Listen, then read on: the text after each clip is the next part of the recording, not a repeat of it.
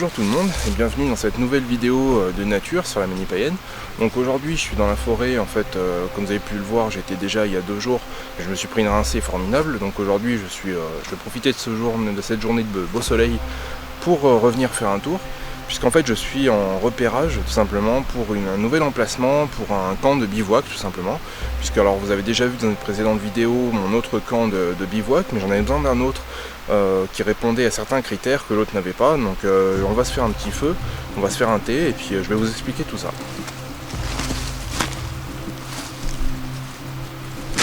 Donc quand je viens comme ça faire un feu dans la nature, j'ai toujours pour principe de faire un socle avec des pierres que je trouve aux alentours. À ça plusieurs raisons, tout simplement déjà parce que dans ces conditions la neige vient de fondre, il a beaucoup plu ces derniers temps, donc le sol est vraiment gorgé d'eau, il est très humide. Donc ça va permettre, quand je vais allumer mon feu en fait, d'isoler le feu du sol et ainsi éviter que l'eau qui est contenue dans le sol soit réchauffée par le feu et s'évapore, ce qui aurait pour effet en fait, de faire fumer mon feu énormément et ça pourrait même l'éteindre. Donc ce sera plus facile pour allumer mon feu dans des conditions extrêmement humides, et d'autre part ça permettra en fait d'isoler donc le feu du sol, ce qui fait que quand j'en aurai fini avec mon feu, j'aurai juste à l'éteindre et il n'y aura aucune trace de mon passage, si ce n'est un peu de cendre sur le sol, mais le sol ne sera pas brûlé, la végétation en dessous ne sera pas brûlée. Vous voyez que là en fait je commence par poser des pierres les plus grosses et les plus plates sur le fond, et ensuite je vais venir combler en fait les interstices avec des pierres plus petites. Et voilà, ça va permettre de vraiment faire un socle qui est bien étanche et qui va bien isoler le feu du sol. Alors si vous êtes dans une région où il y a une terre qui est assez sablonneuse, vous pouvez rajouter du sable, c'est vraiment l'idéal. Et un autre intérêt à faire ça, c'est que aussi la pierre va emmagasiner la chaleur beaucoup plus facilement une fois que votre feu sera parti, et donc ça va simplement aider votre feu à brûler mieux, il y aura moins de fumée et vous consommerez moins de bois.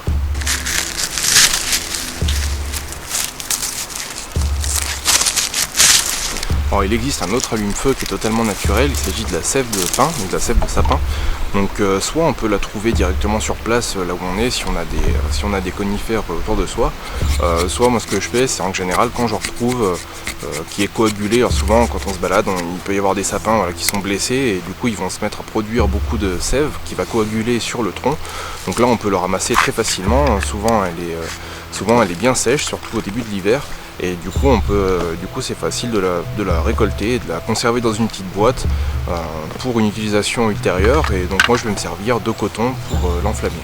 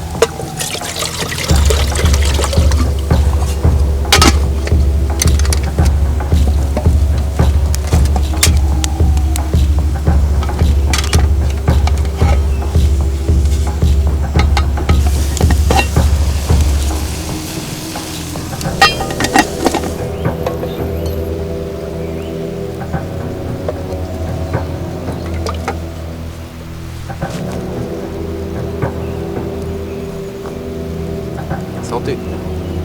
Donc oui, aujourd'hui, si je suis ici, c'est comme je le disais, donc pour chercher un nouvel emplacement en fait pour un camp de bivouac, puisque, alors comme je vous en avais parlé déjà donc dans ma première vidéo de bushcraft, en fait j'ai un projet en parallèle, on va dire, de cette chaîne principale. Il s'agit en fait d'un projet de réaliser des vidéos de cuisine antique Donc voilà, sur vraiment cuisiner d'une manière authentique, donc avec des chaudrons, avec des ustensiles qui pouvaient se trouver à l'époque, des pots, des choses comme ça. Et le faire donc voilà, dans un cadre naturel sur un feu de bois, donc entre guillemets à l'ancienne. Et en fait mon entreplacement de bivouac, il y avait certaines conditions qui rendaient en fait difficile la réalisation de telles vidéos sur ce camp. C'était notamment le fait qu'on était dans une forêt de résineux, donc il n'y avait que des sapins autour de moi, et du coup ça rendait un petit peu compliqué la recherche de bois, parce que le résineux ça brûle très mal, ça fait beaucoup de fumée. Donc déjà ça, ensuite c'était un petit peu loin de chez moi, donc ça m'obligeait à chaque fois de faire pas mal de route. Si je veux tourner des vidéos régulièrement, ça m'oblige à faire à chaque fois 3/4 d'heure de route, ne serait-ce que pour y aller, donc ça faisait un petit peu loin de chez moi. Donc voilà, donc ces raisons m'ont conduit en fait à chercher un endroit donc plus près de chez moi, dans une forêt qui soit composée, une forêt mixte, donc avec des résineux, mais aussi avec aussi des feuillus qui permettent d'avoir un bois à disposition plus abondant. Donc alors ici je pense que je reviendrai pour bivouaquer, parce que c'est un coin qui est sympa, il y a une petite rivière à côté. Alors ça aussi c'était un point qui était important, c'est qu'il y ait une source d'eau à proximité, d'eau potable. Donc ici on a des ruisseaux qui se donnent pas mal d'eau là, puisqu'il y a beaucoup plus ces derniers temps, et il y a la fonte des neiges en ce moment. Mais je sais qu'en été ceux-là sont alimentés aussi, donc ça c'est une bonne chose. Seulement là il n'y a pas énormément de bois, je sais que j'ai dû aller chercher un petit peu loin pour trouver le bois pour faire mon feu. Donc je sais pas trop si je vais pouvoir en fait tourner ces vidéos ici. Alors bon, je vais encore prospecter un petit peu, je pense, pour essayer de trouver peut-être des coins un peu plus propices, parce qu'ici il n'y a pas beaucoup d'arbres morts sur pied, donc c'est vrai qu'à part les conditions sont pas mal ici, mais il n'y a pas énormément de bois, donc à voir quand il fera plus chaud, quand il fera plus sec, si en fait le bois sèche et que j'arrive à trouver plus facilement du bois. Il me fallait aussi un lieu où il y ait à proximité des végétaux sauvages comestibles. Donc ici j'ai déjà repéré de l'ail des ours qui commence à pousser pas loin.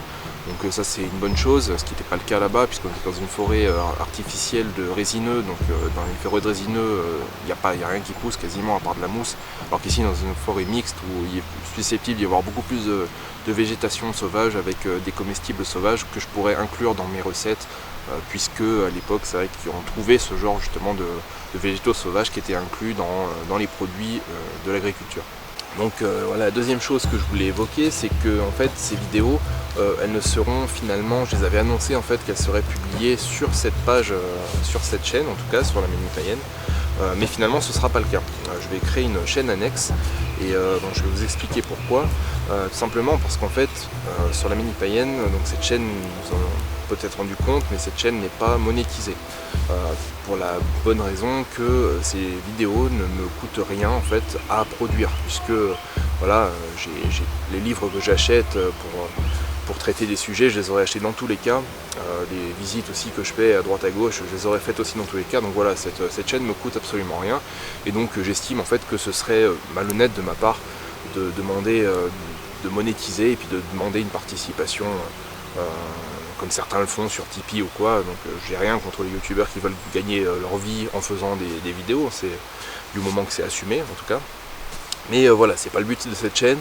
J'estime en fait que si je prétends défendre le paganisme sur une chaîne YouTube, si moi-même je ne suis pas capable d'investir un petit peu de temps dans la réalisation de ces vidéos qui ont donc ce but-là, j'estime qu'en fait voilà, je suis pas très crédible en fait si je prétends défendre le paganisme sans vouloir le faire de manière bénévole. Et le problème avec les vidéos de cuisine que je voudrais réaliser, c'est que en fait ces vidéos elles me coûteront quelque chose, puisqu'il faudra que j'achète non seulement les instruments nécessaires à la réalisation de ces vidéos, mais également il va falloir que j'achète les ingrédients, des livres de cuisine, des choses comme ça. Et du coup c'est vrai que ça aura un coût tout ça. Donc en fait je le ferai sur une deuxième chaîne que je ne vais pas créer tout de suite, hein. Ce projet est en train de se monter, c'est un truc qui trotte dans ma tête, il faut que je trouve le temps de le faire. Et donc voilà, c'est pour ces raisons que là je créerai une deuxième chaîne, je vous tiendrai au courant de toute façon, et je créerai une deuxième chaîne qui sera elle monétisée dans le but de financer justement la réalisation de ces vidéos. Et aussi parce que c'est vrai que une vidéo de cuisine comme ça pourrait toucher peut-être un plus large éventail d'intéressés, donc c'est une chaîne qui est peut-être avec un potentiel d'abonnés qui est un peu plus important. Donc voilà, c'est pour éviter de tout mélanger en quelque sorte. Voilà, je vais créer une deuxième chaîne pour ça. Pour en tout cas ces vidéos de cuisine. La dernière chose, c'est que je serai peut-être un petit peu moins actif dans les temps qui viennent. Alors là, je vais avoir la vidéo des lectures d'Ostara qui va sortir, je pense, d'ici la fin de la semaine, ce week-end, je pense. Et à la suite de quoi, il y aura 15 jours sans vidéo, puisque en fait, je vais partir en vacances, donc je ne vais pas vous dévoiler le lieu, puisque ça fera l'objet sûrement d'une vidéo. À la suite de ça, en fait, voilà, j'ai le jardin qui reprend, donc je vais avoir pas mal de temps à y consacrer aussi, mon jardin en permaculture, dont je vous parlerai aussi plus tard. Donc voilà, ça va me prendre un petit peu de temps, donc je serai peut-être un petit peu moins actif sur la réalisation des vidéos, parce que c'est vrai que là c'était l'hiver, j'avais un peu moins d'occupation, on va dire, à l'extérieur. Voilà, c'est tout ce que j'avais à vous dire pour le moment. Donc voilà, merci d'avoir regardé cette vidéo jusqu'au bout, j'espère qu'elle vous aura plu. N'hésitez pas à commenter, à réagir. Et voilà, je vous dis à très bientôt pour une prochaine vidéo.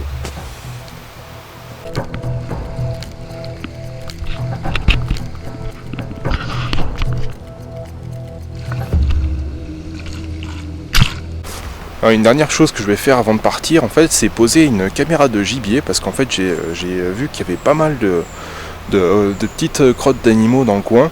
Donc essentiellement des herbivores, certainement des chevreuils essentiellement. Mais bon, je voulais voir un petit peu ce qui passait dans le coin. Donc en fait j'ai des vieilles barres de céréales dans mon sac qui traînent, donc je vais les laisser sur place comme appât, et puis je vais poser la caméra sur cet arbre ici, puisque là j'ai l'impression qu'on est sur un lieu de passage, et puis on verra dans quelques temps les images qui en ressortent.